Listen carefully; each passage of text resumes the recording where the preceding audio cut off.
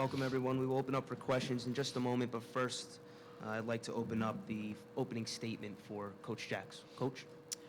Just want to give Iona a lot of credit for really showing up and playing great. You know, the first two times we played them, it was a different story, and tonight I thought they really fed off of Marina Lizarazu. I think she's clearly the best point guard in the conference, and we were concerned with her every single time, and she's just a tremendous, tremendous player. Defensively and offensively, that's who I voted for Defensive Player of the Year.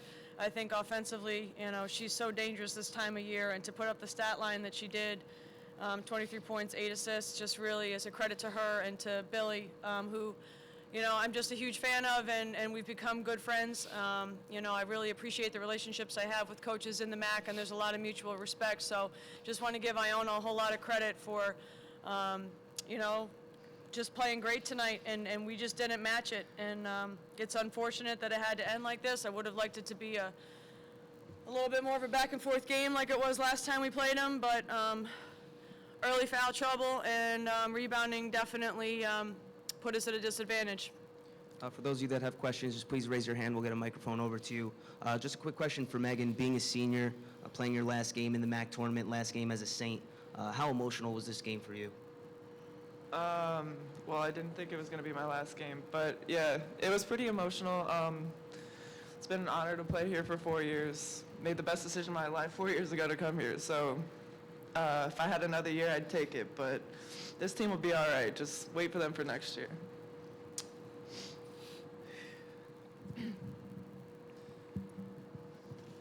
Ali, what went wrong? It seemed like it went wrong right after you guys went up 5-0, everything went south from there. Yeah, I think foul trouble, having these two players in foul trouble in the first half really hurt us. Any other questions? Do you think that there was anything you could have done to stop the bleeding? Put them back in the game and risk them picking up their third fouls. My thought process was if we can hold it under 10, we'll be okay coming out of halftime. They stretched it to 13, and I think we still had some fight in us. I mean, that's how we've played. I think Lizarazu did a tremendous job on Benitez. For Benitez not to get a 3 off all game says a lot about her defensive focus and intensity on Jackie. I think foul trouble hurt us. Donahue playing 20 minutes, and Scarbrough, Kollyns was in foul trouble as well. I'm not going to talk about specific plays, and I'm not going to get myself in trouble, but that's our front line. And, and we needed somebody to come in the game off the bench and make a difference from a rebounding standpoint, from a defensive standpoint. And, I think everybody who stepped in tried their best, but we've had 3 players consistently be really, really hard to guard. And when you take 2 of those players out of the mix, it becomes a little bit more challenging. And I give Iona credit for taking them out of the mix. Coach, Alexis Lewis stands at under 6 feet, but she had 14 rebounds today. How difficult is she to prepare for? Well, she must have been mad at us for holding her to 0 last time, and we talked about it as a team because she's a great player, first team all-conference player, tremendous year, and we didn't locate her out of our matchup, and we didn't do a good enough job boxing her out. But she got hot and played with a lot of confidence, and Lizarazu did a great job finding her, and those two are a really tough 1-2 punch. Yeah, Ali, obviously not the end you wanted for them, but just a little bit about the contributions of Megan and Denisha as well. I don't know if seniors, I don't know. So I've been at Siena for 5 years, and I've told this story a few times, but the very first unofficial visit I ever had as a head coach was Denisha Petty Evans and Meg Donohue. Megan came at 10 o'clock in the morning on August 3rd, 2012, and Denisha showed up at 2, and they met each other in the middle, actually right here in this building at the Times Union Center. Remember that? And, Megan lives 7 hours away from Ohio, and I think your mom probably would have liked it if you were closer to home, but your dad, I'll never forget it, your dad's a police officer, and he said, I have a get out of jail free card, it's just an extra cup of coffee. So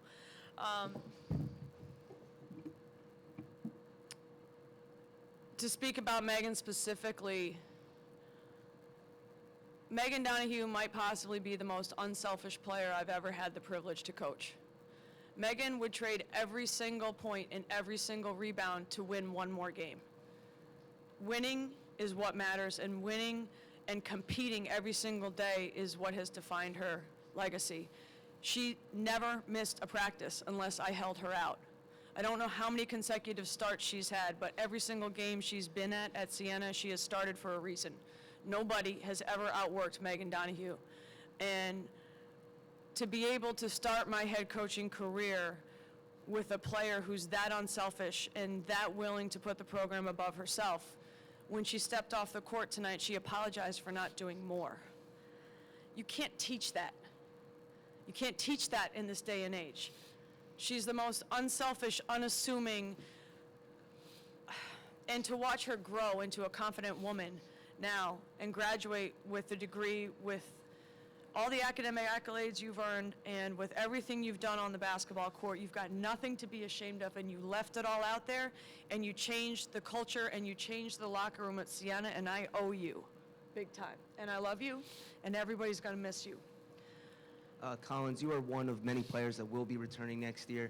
Is there any type of mindset or something that you're hoping to improve on this summer going into next season? It's like Coach said, Meg and D came in and they changed the mindset. So losing them is going to be really hard, like for next year.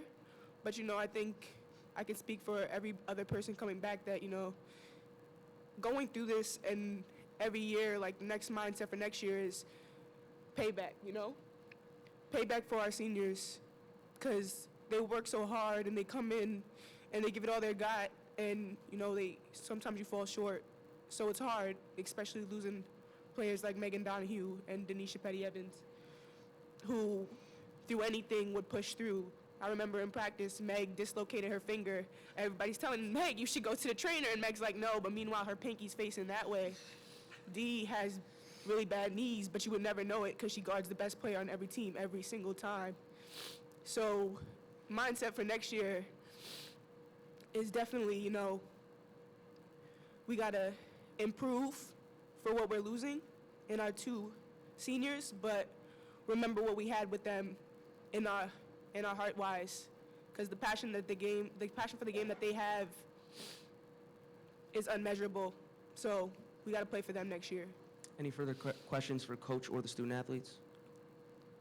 Thank you so much, guys. Appreciate it. Thanks. Go Saints.